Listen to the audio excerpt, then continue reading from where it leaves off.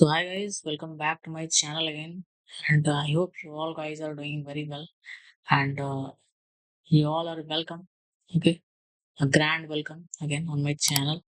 So guys, जैसा कि video के टाइटल से आप लोगों ने देख लिया होगा कि why why only React JS, why to use only React JS, specially खास करके फ्रेशर क्या हो रहा है कि वो लोग कहीं से सुन ले रहे हैं तो उन लोग को सिर्फ React JS ही सीखना है।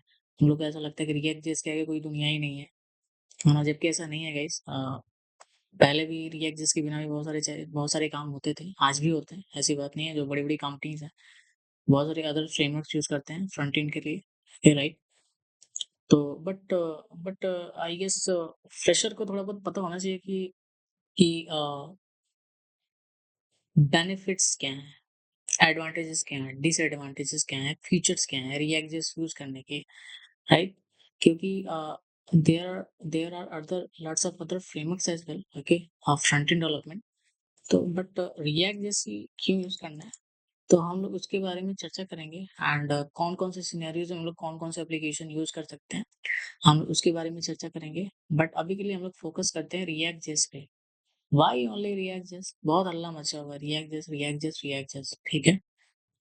तो ओके, तो ये वीडियो वैसे स्पेशली फ्रेशर्स के लिए, but if you are an experienced guy, then you can also watch it. Okay, we will be talking about SSR, CSR, okay, SSG, and lots of other things. Okay, and if you are already familiar with these words, then you can skip this video, else you can join with us. Okay, आपको कुछ नया सीखने को मिल सकता है, maybe. Okay, and if अगर मैं कुछ मिस कर दूँ, then let me know in the comment section as well. है, ठीक है, तो स्टार्ट करते हैं।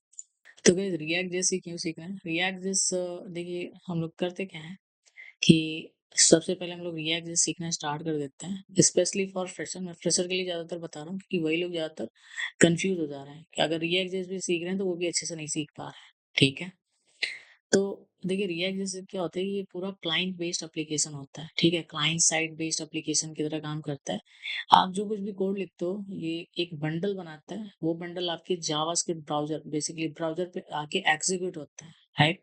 ऐसा ही एंगुलर के साथ भी होता है, ऐसा ही Vue.js के साथ भी होता है। अगर आपको लोगों को नहीं पता है Vue.js क्या है, AngularJS क्या है, देन मैं आपको बता दूँ, ये भी 2 client side based front end का ये तो मान लीजिए फ्रेमवर्क है, Vue.js फ्रेमवर्क है, AngularJS भी फ्रेमवर्क है, React.js is not fully framework, it's a library, okay, front end.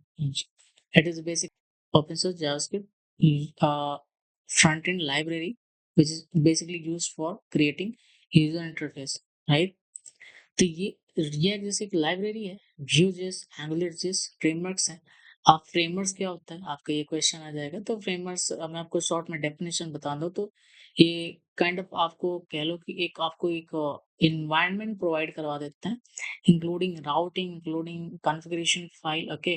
तो वहाँ पे आप क्या कर सकते हो, कुछ पेजेस को आप सर्वर साइड से जनरेट करवा के आप थ्रो भी करवा सकते हो, and there are lots of other stuffs as well, okay. तभी के लिए हम लोग कुछ मतलब फ़ोकस करेंगे कि पहले ये तीनों फ्रेमवर्क्स हैं आपके पास, ठीक है? फ्रंट एंड के।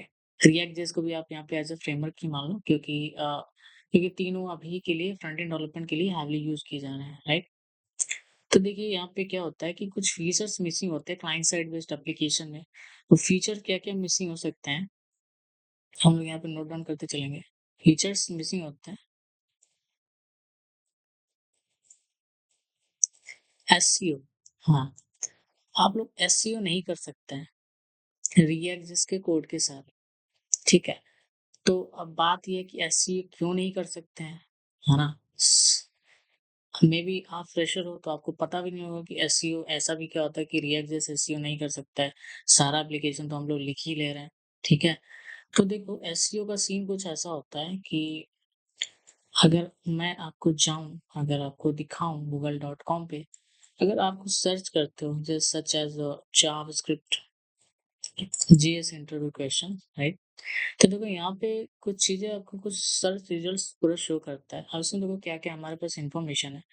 ये कुछ टाइटल है, राइट? एंड ये इसके ऊपर की यूआरएल्स को स्लग कहते हैं हम लोग, ठीक है? एंड ये कुछ डिस्क्रिप्शन वगैरह हो गया। तो ये रिजल्ट बेसिकली आता कहाँ से है? अगर मान लो आप ऐसी वेबसाइट्स या आप ऐसा वेब एप्लीकेशन अगर बनाने जाते हो with the help of React.js, there are most likely chances कि आपका सर्च रिजल्ट्स में कभी नंबर ही नहीं आएगा। क्यों? क्योंकि ये जो भी पेजेस डायनामिकली जनरेट होके एंड ये जो मेटा टेक्स्ट यहाँ पे दिख रहा है, वो React.js में पॉसिबल नहीं है। क्योंकि जब गूगल का बॉट आपके साइट पे आता है, तो आप उसको कुछ मिलीसेकंड्स में ही उसको मेटा टेक्स्ट चाहिए होता है, जो कि React.js प्रोवाइड नहीं करवा पाता है, क्योंकि उसका तो सारा कोड आपके ब्राउज़र में है। तो पहले ब्राउज़र आपकी फ़ाइल को डाउनलोड करेगा और उसके बाद फिर कुछ कॉलबैक फंक्शन या फिर आप जिसे कहते हो कि हुक्स, ठीक है? क्लास कंपोनेंट में आप कह लो कि लाइफ साइकिल मेथड्स, सारी चीज़ों को रन करेगा, फिर डोम पे रेंडर करेगा। उतने में बहुत टाइम बीत चुका होता है। तब तक गूगल बॉट आपके पेज पे स्टे नहीं करेगा, तो उसको मेटा टेक्स्ट मिलेगा है नहीं एंड वो आपकी साइट को रैंक नहीं करेगा, ठीक है? वहीं से चला जाएगा। तो ये कुछ प्रॉब्लम्स होते हैं क्लाइंट साइड बेस्ड एप्लीकेशन में। अब ऐसा ही प्रॉब्लम Vue.js भी फेस करता है, AngularJS भी फेस करता है, ठीक है? तो अब इसका अगर हम लोग सीधा-सीधा फ्लो देखें तो कुछ ऐसा चलता है कि एक तो बिल्ड बन गया, ठीक है? तीनों का बिल्ड एक ही टाइप का बनता है। मान लीजिए एक इसका बिल्ड हो गया, ठीक है? ये भी एक बिल्ड बना रहा है, React.js भी एक बिल्ड बना रहा है एंड AngularJS भी एक बिल्ड बना रहा है, राइट? एंड ये एक फाइनल बिल्ड हमारे पास आ गया, जो कि हमारा एक बंडल होगा, पूरे एप्लीकेशन का बंडल होगा। This bundle will be responsible to make your application run, ठीक है? तो ये काइंड ऑफ एक मोनोलिथिक आर्किटेक्चर है of your front end application, ठीक है? ओके, तो यहाँ से हम लोग हटा देते हैं।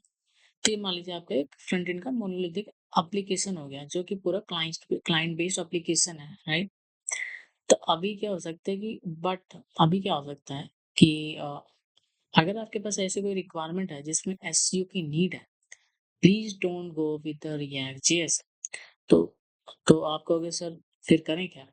तो इसके पहले भी बहुत सारे एप्लीकेशन चलते थे। अगर आप लोगों ने नाम सुना होगा कुछ जीएसपी जीएसपी का अगर नाम नहीं सुना, ईजीएस का नाम सुना होगा, ईजीएस का या फिर ब्लेड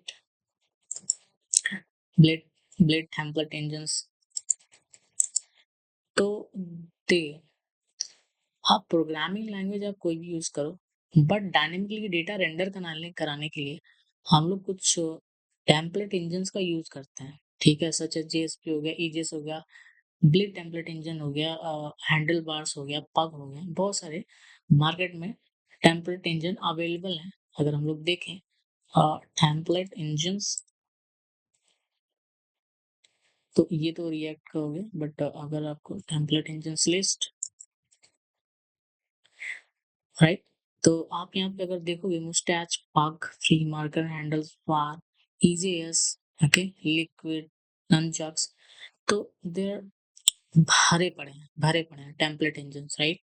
तो टेम्पलेट इंजन का बेसिकली काम क्या होता है कि आपके आपके पेजेस को डायनामिकली सर्वर साइड पे जनरेट करा के थ्रो कराना ब्राउज़र को, right? So that Google bot को आपके मेटा टैग्स का इंफॉर्मेशन मिल सके and with the help of that meta tags information Google आपके पेजेस को इंडेक्स करा सके ओवर एनी सर्च इंजन। तभी आपका सर्च रिजल्ट्स में ऐसे कुछ रिजल्ट्स आएगा, अदरवाइज आप करते रह जाओगे, आपका कभी सर्च रिजल्ट्स में नंबर ही नहीं आएगा, राइट? एंड ये सब रैंकिंग वगैरह कराने के लिए हम लोग को साइट मैप वगैरह जनरेट करके देना पड़ता है। That is part of another video, तो हम लोग उस चीज़ को अदर वीडियो में कवर करेंगे। बट अभी हमारा बेसिकली जो टॉपिक है कि हम लोग रिएक्ट जैसे क्यों यूज़ करें, राइट? तो अभी आप लोग को आई गेस थोड़ा-थोड़ा आइडिया लग रहा होगा कि क्यों यूज़ करना है, क्यों नहीं यूज़ करना है, राइट?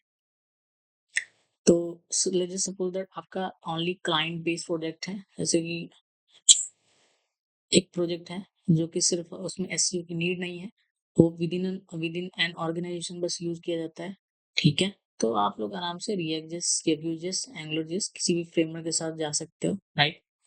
अदरवाइज मान लीजिए रिएक्ट.js में आपने प्रोजेक्ट बना भी दिया है, राइट? देन अभी सपोर्ट आ गया है कि आप लोग इसके पेजेस को सर्वर साइड भी थ्रो करा सकते हैं, राइट? Vue.js में भी है, Vue.js में भी सपोर्ट है। मैं आपको सारी चीज़ दिखाऊँगा कैसे करते हैं, सो दैट एक AngularJS हो गया। AngularJS का आई गेस एक इसका तो एक है Next.js, आपने अगर नाम सुना होगा तो। Next.js is built on the top of React.js। तो ये React.js के बिहाफ पे ही बना है। इसमें बस नए-नए फीचर्स इंक्लूड कर दिए स्पेशली एसईओ पर्पस के लिए, राइट? अदर देन दैट और भी बहुत सारे फीचर्स हैं, राउटिंग फीचर है, फाइल बेस्ड राउटिंग है, मिडलवेयर्स हैं एंड मिडलवेयर्स हैं, सर्वर साइड रेंडरिंग कर सकते हो ऐसे। Okay, let me write down all of these things. Next.js, middlewares, routing, and SEO, SSR, SSG, client side, okay, CSR. Similarly, Vue.js ने भी करा हुआ है। तो Vue.js का अगर Vue.js के एप्लीकेशन को अगर आपको सर्वर साइड रेंडर कराना है, तो इसके लिए आप लोग Next.js यूज़ कर सकते हो, Next.js, राइट? तो सिमिलर सिमिलर फीचर Next.js भी प्रोवाइड करवाते हैं। ऐसे AngularJS का भी है। AngularJS का आई गेस वो लोग इंटरनली कुछ यूज़ करते हैं। मैंने एक साइट ओपन करी हुई है, तो अगर आप लोग यहाँ से रेफरेंस लेना चाहो तो ले सकते हो कि देखो यहाँ पे ये क्या यूज़ करता है कि इनका जो भी कॉन्फ़िगर सर्वर साइड रेंडरिंग, ठीक है? ये कॉमन जेएस कुछ इंजन है, तो इसके थ्रू ये लोग सर्वर साइड पेजेस रेंडर कराते हैं, राइट? तो ठीक है, यहाँ तक हो गया। तो अभी आप मान के चलिए कि हम लोग को पता कैसे चलेगा कि ये पेज इंडेक्सेबल है, ये पेज इंडेक्सेबल नहीं है, क्योंकि डेवलपमेंट करते टाइम मैं बहुत सारे फ्रेशर को देखता हूँ कि वो लोग क्या देखते हैं कि जैसे एक सेकंड, मैं एक एप्लीकेशन आपको पहले स्क्रीन अप कर देता हूँ।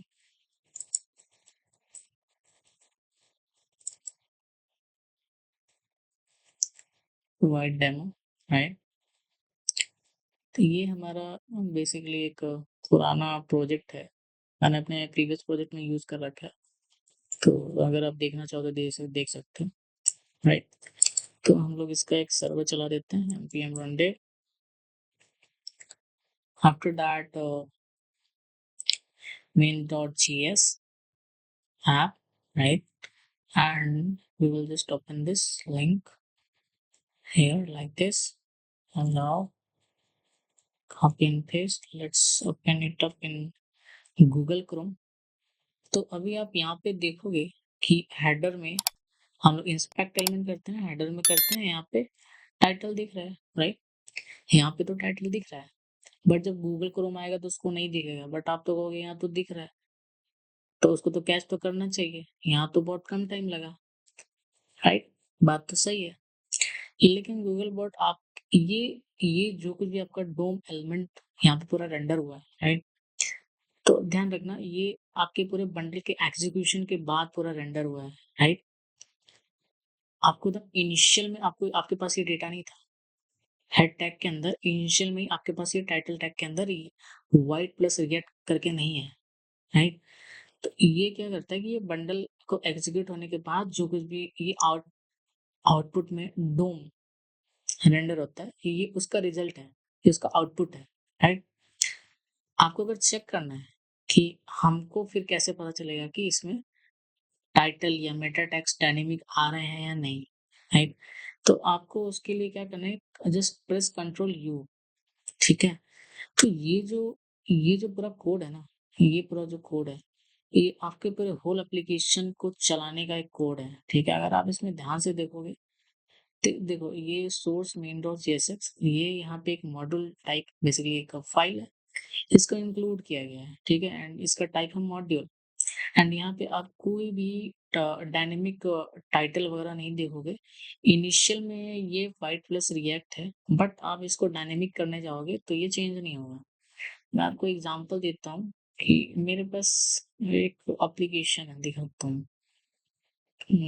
स्क्रीमिंग फ्रॉग, ठीक है? आप लोग इससे चेक कर सकते हो कि whether your URL is indexable और नॉट, ठीक है? तो आपको बता देगा just paste your URL here, okay, like this, start crawling, right. तो अभी आप लोग कुछ इन्फॉर्मेशन यहाँ पे देखोगे, content time is not stated कुछ null, and title length is also none, ठीक है। उसके बाद अगर आप सर्च स्निपेट पे जाते हो तो देखो, अगर आप यूआरएल बनाते हो तो उसका कुछ प्रीव्यू ऐसा दिखेगा, राइट। भले ही आपने यहाँ पे HTML में ये टाइटल टैग डाला हुआ है, बट बंडल बनने के बाद प्रोडक्शन पे जाने के बाद अगर आपका कोई यूआरएल बनता भी है तो डायनेमिक यूआरएल कभी नहीं आएगा, ठीक है। तो आई होप आप लोग को थोड़ा डिफरेंस समझ में आ गया होगा, डेवलपमेंट में चीजें कैसे काम करती हैं, प्रोडक्शन में कैसे काम करती हैं, right. And okay, let's suppose that अगर आपको सर्वर साइड बनाना है तो first of all don't go with react, ठीक है। आप इसका फ्रेमवर्क यूज करिए, नेक्स्ट.जेएस यूज करिए, नेक्स्ट.जेएस, ठीक है, आप इसका फ्रेमवर्क यूज करिए। अगर आप लोगों ने Vue.js यूज किया है तो उसका नेक्स्ट.जेएस फ्रेमवर्क यूज करिए, माइग्रेट कर सकते हैं कोड को, ठीक है, तो सो दैट इजीली माइग्रेट हो जाएगा। एंगुलर.जेएस यूज करते हैं तो उसके डॉक्यूमेंटेशन के साथ चले जाइए कि CSR से SSR में कैसे जाना है, ठीक है। तीसरी चीज होती है, मैंने यहाँ पे लिखा नहीं है, ओके, राइट डाउन कर लेते हैं दोबारा से। तीसरी चीज होती है, एक तो एस CSR हो गए, राइट। हम लोगों ने CSR के बारे में CSR के बारे में बात कर ली, client side rendering, server side rendering के बारे में भी बात कर ली। उसके बाद आता है SSG, okay, server side static site generation. तो स्टैटिक साइट जनरेशन बेसिकली करता क्या है, लेट्स जस्ट सपोज दैट आपके पास कोई एक वेब पेज है जिसमें कि API से डेटा फेच होके आपके डोम पे रेंडर हो रहा है, right.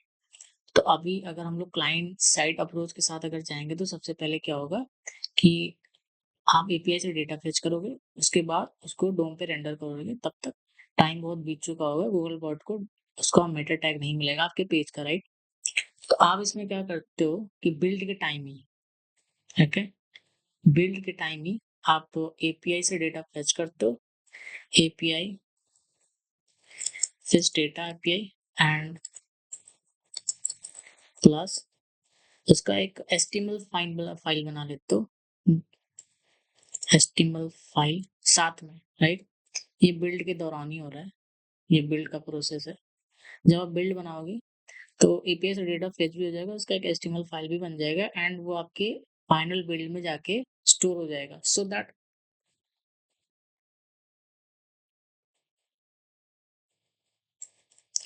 Contains in final build, right.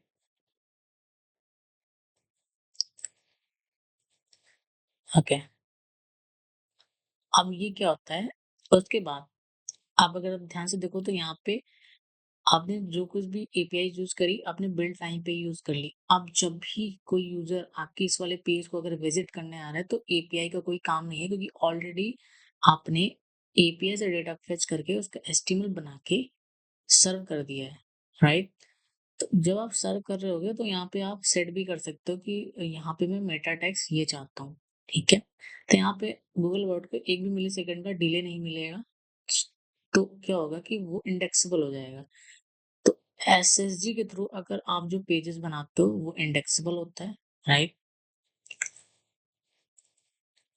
इंडेक्सेबल होता है प्लस वेरी फास्ट होता है, क्योंकि आपको यहाँ पे API कॉल नहीं करनी पड़ी, प्लस इंडेक्सेबल हो गया, फास्ट हो गया एंड और क्या सकता है, इजी टू यूज भी कह सकते हो, ठीक है। एंड इसके केस में क्या होता है,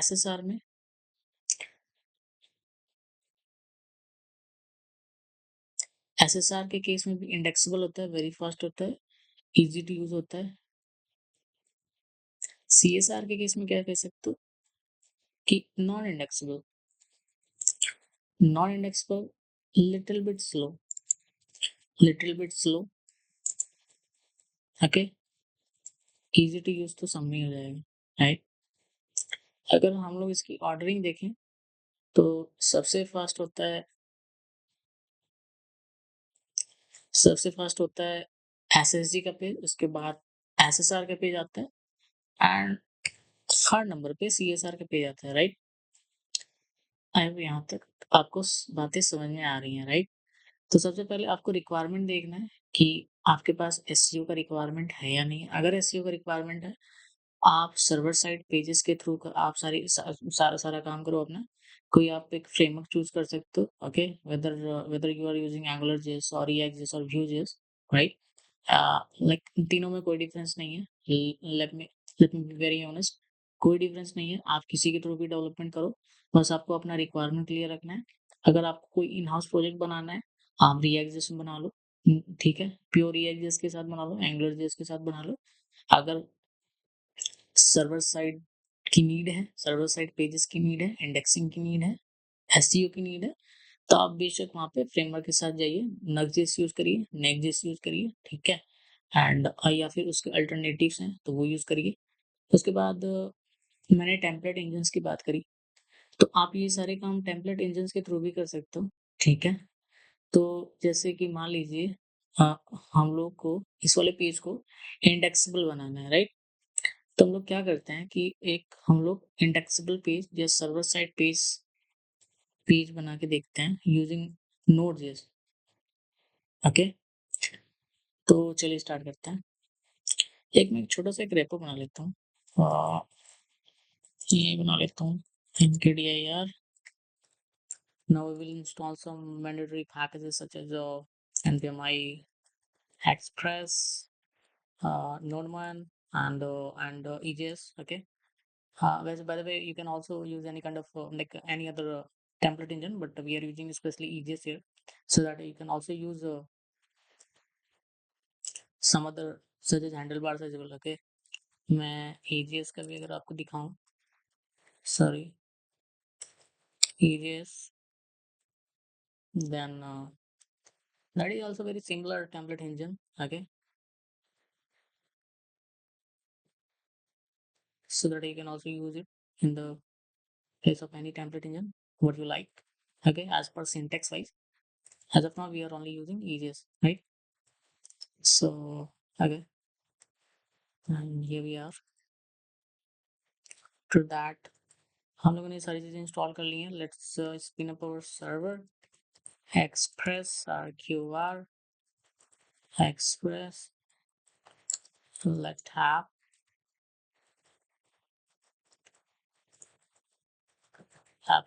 app.listen. We will listen our server on 10024 port, okay. Server listening on port 1002 like this, and root URL will be null URL request response and CLG home, right? This is basic syntax, okay. We can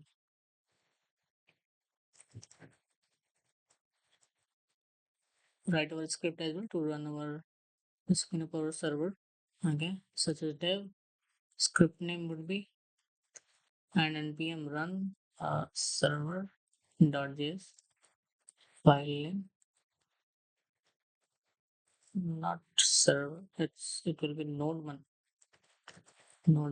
file name, right?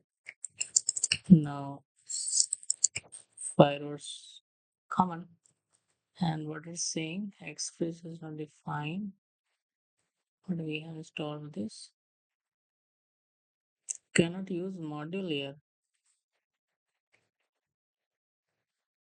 cannot find module express, okay, but we have installed, right? You can also see here. Oh, sorry, it was express, not express. npmi express, right? Remove this one.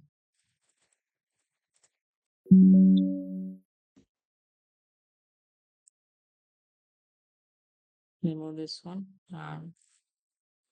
Okay, just as of now, let it be what we have.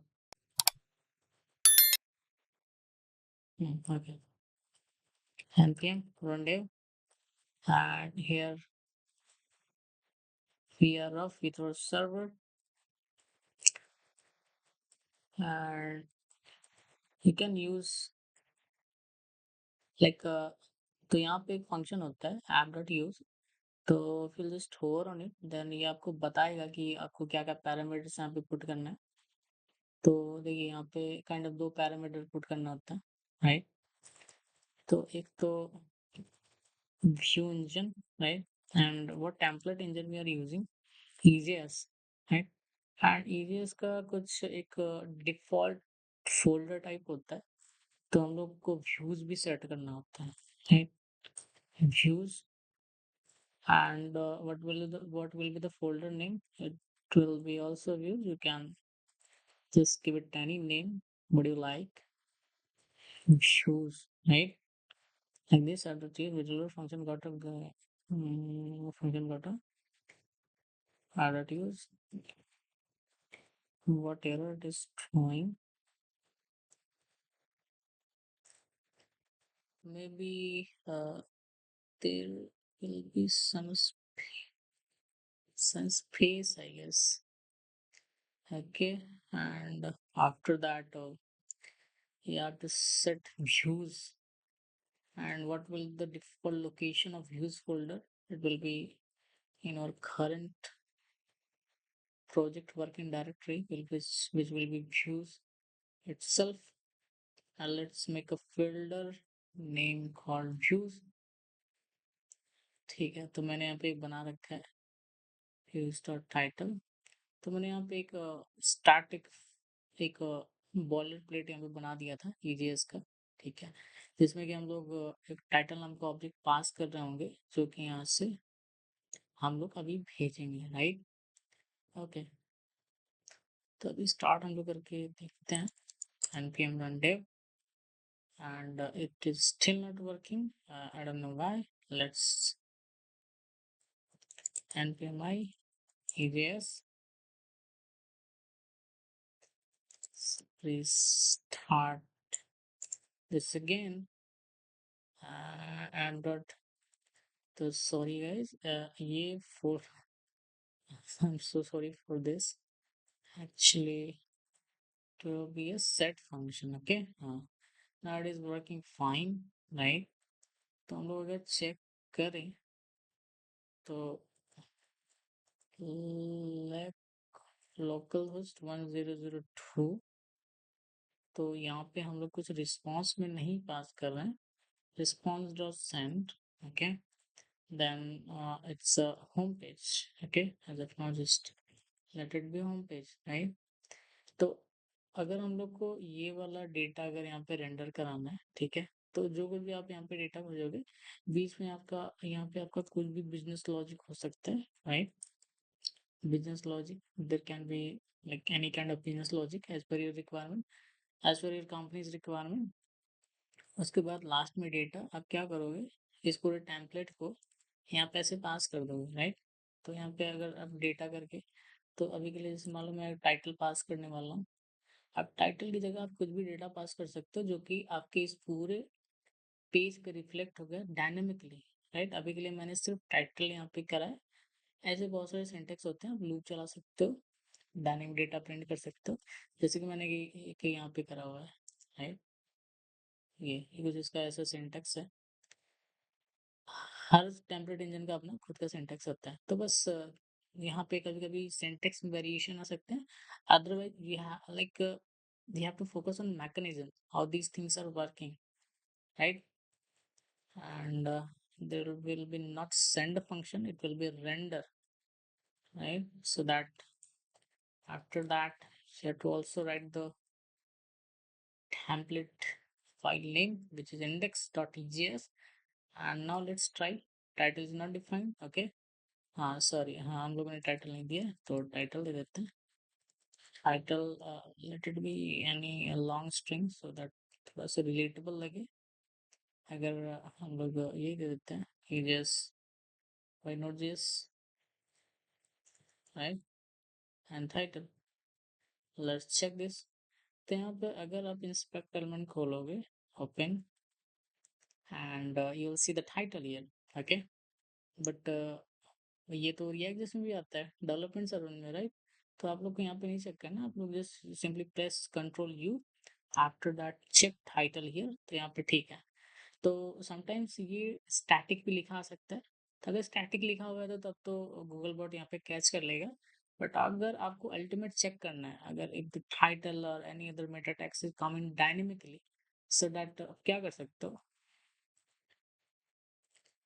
कि ये URL लेके आप यहाँ पे ऐसे paste कर सकते हो। ओके, सो http localhost 1002 स्टार्ट, यहाँ पे इसने क्रॉल कर लिया, तो आप देखो यहाँ पे सर्फ स्निपेट में यहाँ पे दिखा देगा ये रहा आपका टाइटल जो कि डायनेमिक आ रहा है।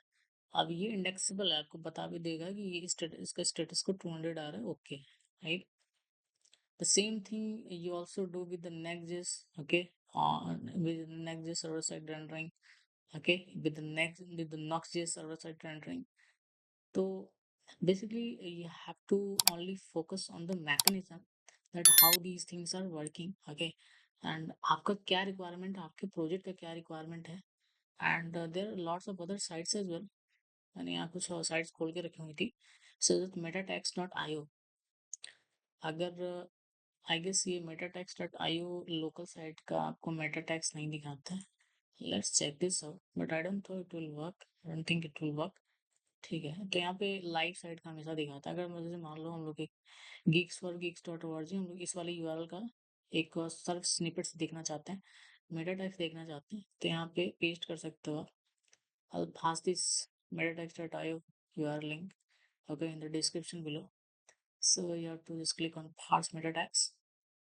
तो देखो अभी ये क्या हो गया, गूगल पे ये यूआरएल कुछ ऐसा दिखेगा, राइट? फेसबुक पे कुछ ऐसा दिखेगा, इसको ओजी मेटा टैग्स कहते हैं, ठीक है, open graph Meta tags. LinkedIn पे यूआरएल कुछ ऐसा दिखेगा, अगर आप शेयर करोगे तो। अगर आपने ध्यान भी दिया होगा, अगर आप कोई यूट्यूब का लिंक शेयर करते हो यूट्यूब पे या किसी एनी अदर प्लेटफॉर्म पे, तो ये कुछ ऐसा थंबनेल टाइप बन के आ जाता है। ये सब ओपन ग्राफ मेटा टैग्स की वजह से होता है। तो मेटा टैग्स बहुत टाइप के होते हैं, राइट? तो मैंने आपका यहाँ पे सिर्फ एक टाइटल का भी एग्जांपल दिया था, मेटा टैग्स आप डायनेमिक ला सकते हो, सो दैट उसकी वजह से गूगल बॉट आपके पेजेस को याद रखेगा, इंडेक्स करेगा, एंड आपका बिजनेस ग्रो करेगा, right? So it's all up to your requirement and your business requirement, and okay. अगर आप लोग चाहते हैं कि मैं नेक्स्ट के थ्रू भी ये सारी server side rendering, static side generation, client side rendering अगर ए टू जेड पढ़ाऊँ या फिर बताऊँ या फिर एक्सप्लेन करूँ, okay, so please let me down in the comment section, and if you like this video, please hit the like button and subscribe my channel as well, and okay, let's meet in the next video. Yeah.